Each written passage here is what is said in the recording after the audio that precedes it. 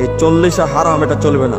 আপনার বাবা, আপনার মা, আপনার দাদা দাদি, তারা নানি মারা গেছেন, আপনি কি অনেক খুশি? তাহলে আপনি কেন খাওয়াচ্ছেন পাবলিকে? এটা ইসলাম নয়, মানবতার দৃষ্টিতে এটা ঘৃণিত কাজ। সবাই একটা রমরমা ভাব নিয়ে খাইতে যায়, মনে হয় যে বিয়ের দাওয়াত খাইতে যেতেছে।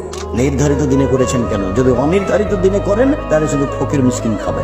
আল্লাহ রাসূল কি বলছেন? ও তাম, খানা খাওয়ানোটাই হলো জান্নাতে যাওয়ার আমল। মাইয়ের যদি এর ওপর রাজি থেকে গিয়ে থাকে বা ওসিয়ত করে দিয়ে থাকে, এই গোনাতে মৃত ব্যক্তি ও শরীক হবে। আমরা যদি কবরওয়ালা মানুষ থেকে আজাদ দিতে তাহলে কি আজাদ একটা বলতে বলবে না? কিন্তু এটা একটু সুন্নত বলেছেন, তবে এটা মুসলমানদের সুন্নাহ না, এটা ফেরাউনের সুন্নাহ।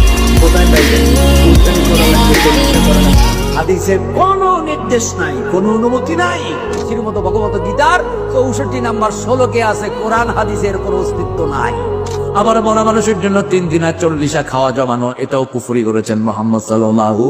ইত্যাদি বিভিন্ন নামে বেনামে যে সকল অনুষ্ঠানগুলি সমাজের মধ্যে করা হয়, এগুলি সবই বিদআত।